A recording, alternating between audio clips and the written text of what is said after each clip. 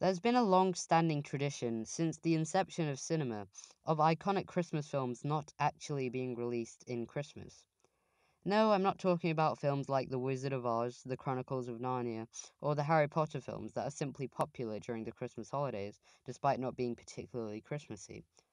Or films that are simply set at or around Christmas that don't really have anything to do with Christmas, like In Bruges or Night at the Museum for whatever reason. No, I mean straight up Christmas films that were released at completely different times of the year. There are absolutely tons of these, but I'm picking three from quite a wide array of genres that I'm going to analyze to see why exactly these films aren't just released at the right time of the year, along with just telling you guys why I really love these three films as Christmas films. So, without further ado, welcome to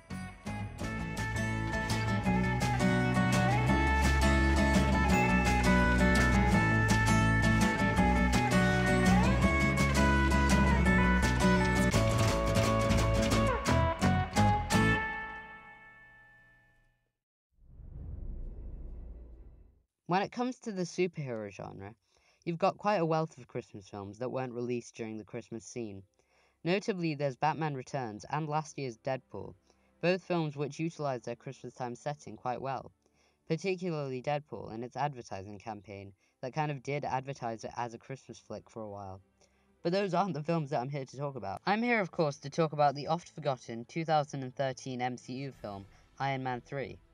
Most people don't particularly remember this one as a Christmas film, and in fact most people just stupidly remember it for that Mandarin plot twist, which honestly looking back was not as big a deal as people made it out to be and still make it out to be to this day. At the time of release it was probably my third favourite Marvel film, and although upon retrospect it's not nearly as ambitious as recent Marvel films, out of the films that had been released up to that point it was thematically interesting, well written and suitably self-contained. In fact, it's one of the only times I've witnessed the entire theatre clapping by the end of the flick. It was also characteristically Shane Black, with snappy dialogue, political and social satire, confident direction, and of course, like the large portion of his filmography, it's undoubtedly a Christmas film. In fact, it's essentially a film about seasonal depression, with a large part of the film focusing on Tony Stark's PTSD and anxiety. Tony, for the most part, is isolated from and doesn't appear in his signature suits, making this film more about his personal character arc. This fits in with the film's place as a Christmas redemption flick, along the lines of A Christmas Carol, Scrooged, or, Shrek the Halls. The film centers around Tony attempting to help people, to distance himself from the selfishness that has plagued his life up to this point. He has to distance himself from the persona of Iron Man by saving people and helping people not just because he can, but because he should. You can pinpoint multiple sequences where Black shows this. He helps the kid who's lost his dad based on mutual respect rather than pity. He treats a fanboy of him like a regular human being. He makes the attempt to save everyone from the president's crashing plane, rather than just the person of interest. And at the end of the film, he destroys his suits that have estranged the relationship between him and Pepper. He starts the film as the selfish but broken Tony Stark, and by the end of the film, Christmas has, as cheesy as it sounds, taught him to care again. So what is the significance of it being set at Christmas? Well, Shane Black stated in an early press junket that the suggestion that the film should take place at Christmas came from co-screenwriter Drew Pearce, who suggested that the best way to unite a set of characters is to put them through a common experience. And in this case, Christmas was that common experience that was seen as something to unite everybody. Now, Iron Man 3 is not characteristically Christmassy in that it can only really be enjoyed at Christmas. It's an all-rounded action blockbuster that works on its own. Plus, I've seen it multiple times since its release, and a lot of those times weren't actually at Christmas, but I was still able to enjoy it just as much. Still though, it has its place thematically and seasonally as a Christmas movie. Part of me wishes this was released as a Christmas film, just so that it would be seen as such. The fact that I saw it upon release in spring 2013 kind of does stop me from seeing it as the Christmas flick that it should be considered. But nonetheless, it's a fun film, and probably the best one from the MCU to revisit during the festive season. Plus, it has one of the best Marvel after credit scenes out of all 18 films.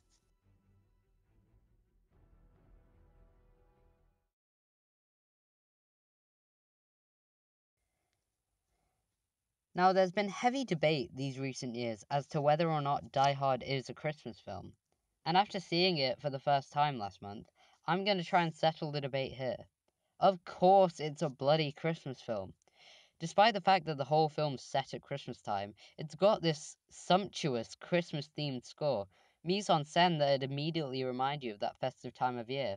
And the whole film is about our protagonist John McClane attempting to reunite his family before Christmas Day. And honestly, those aren't even the biggest reasons that make it an obvious Christmas film. I think the major thing that does make it a Christmas film is the fact that it centers around people helping each other out of the goodwill of their hearts. Because that's what Christmas does, or at least that's what it should do. It brings out the best in people, regardless of religion or culture or race. The story of Die Hard is split into three major subplots that highlight these themes. First, of course, there's the main plot. Hardened New York cop John McClane comes back to California to visit his estranged family. He meets his wife at an office business meeting for the somewhat corrupt Nakatomi Corporation, which is suddenly invaded by terrorists/thieves who create a hostage situation.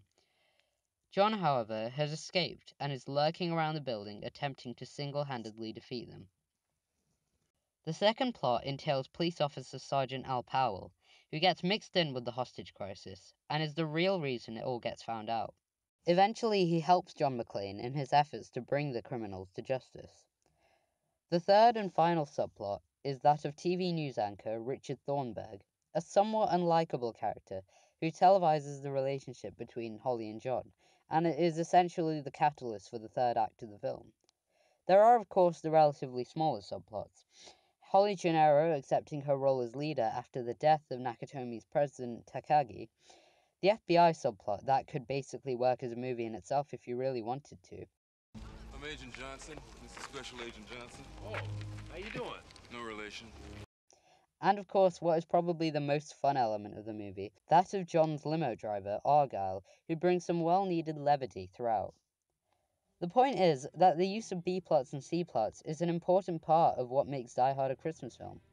As Shane Black says, Christmas is something that brings people together, a concept Die Hard uses to its full potential throughout. Every subplot has an effect on the main story, and the character arc of John McClane, who starts out as this lone wolf type character who is unable to get help and has to fend off these terrorists himself, a mentality that doesn't really get him too far, other than his being able to kill a couple of the weaker ones. The introduction of Al Powell in the narrative is notable, as it's the first time that John has some sort of connection with the outside world. Powell's character arc is also an interesting one that adds to his characterization and into that everlasting Christmassy theme of redemption. His attempt to help McClane save the innocent is a sort of repentance for shooting an unarmed boy, something we find out later in the film. And by the end of the film, we do feel more sympathetic and more connected to him as a character who has redeemed himself over the course of the film. Overall, Die Hard does feed into the traditional universal themes of Christmas. Goodwill, helping your fellow man, the redemption of wrongdoings. Too Long Didn't Read, yes, Die Hard is undoubtedly a Christmas film.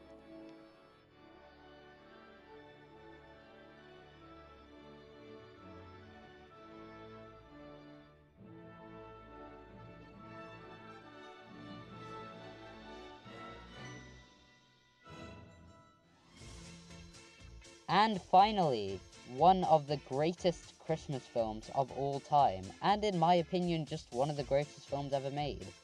Gremlins is truly one of those iconic Christmas films that people will settle down to watch at this time of year, despite its dark, horrific subject matter. Gremlins is probably as dark as you'll get with a Christmas film without basically devolving into straight-up horror. If you don't know by now, and you really should know by now, Gremlins is the story of an inventor who buys a mysterious pet for his son Billy at Christmas. Well, I say buys, really, it was extorted out of this old Chinese man by his grandson. But that's neither here nor there. The pet comes with 3 instructions.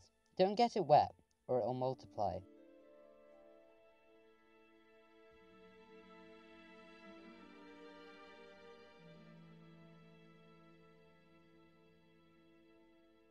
Don't expose it to direct sunlight, or you'll kill it. Don't feed it after midnight, or it'll change. Not only does Gremlins have one of the cutest dibby-dibbies in film of all time, it's also one of the most notable Christmas films where mass hybridization doesn't change the message of the film, and doesn't change how Christmassy it is. And it is Christmassy. It's drenched in those cozy Christmassy aesthetics of Middletown America, and then it brutally tears those aesthetics apart, challenging what we see as Christmas. Is it this suburban fantasy that we see our consumer society push? The cute movies, the trees, the neat little gadgets? Or is it brutally murdering a bunch of little green monsters who love all of the above? Gremlins criticized the capitalist view of Christmas of the time that still carried on to this day, making it still one of the most morally relevant Christmas films. There is this hidden darkness behind our decorations and Christmas lights, the darkness of human nature, something the Gremlins really represents. Gremlins is about conquering that part of our humanity that seeks to destroy the animalistic nature inside all of us. Is that what Christmas is really about? Well, no, not really. I've probably said this loads throughout, but Christmas is not about a set of aesthetics or conventions. Christmas is about compassion and saving others, rather than yourself. Unless that other is Miss Deagle.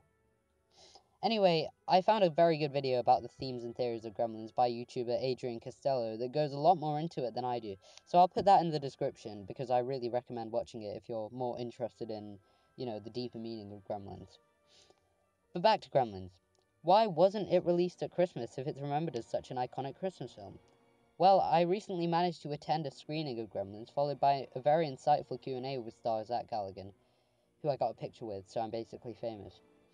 Well, lucky for you, I actually asked him about it, and his answer was, well, it's the answer that should have been staring me in the face the whole time, about all these movies.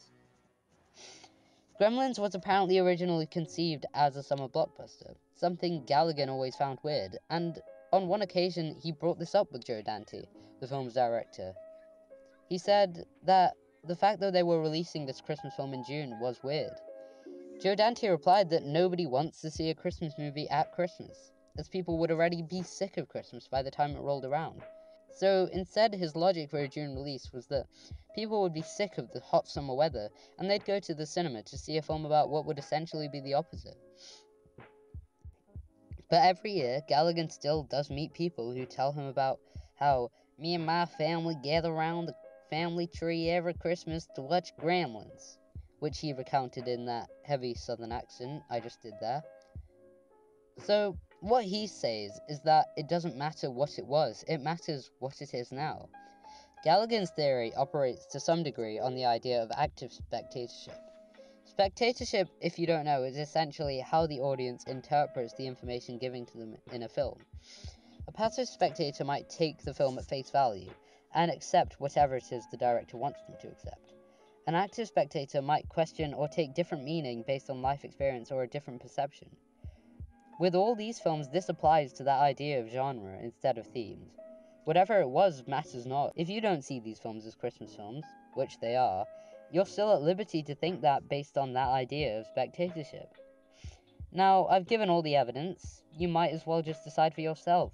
Die Hard is a Christmas film is technically not an objective statement, because there are those who will associate Die Hard with Christmas and see it as a Christmas film, and those who will not see it as a Christmas film because they don't associate it with Christmas in the same way.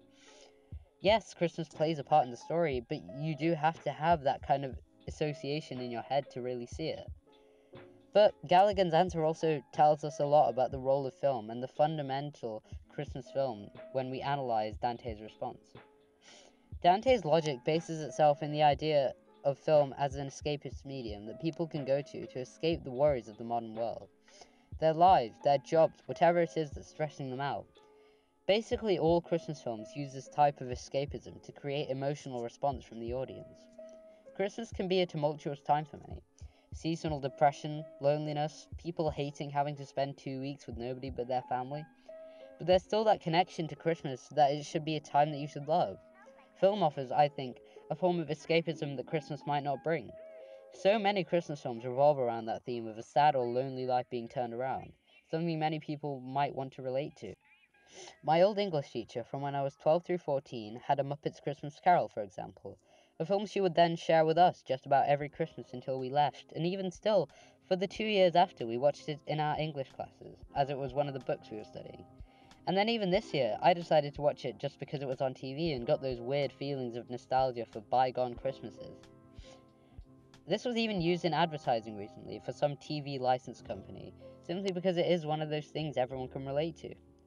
So overall, why are these Christmas films not released in Christmas?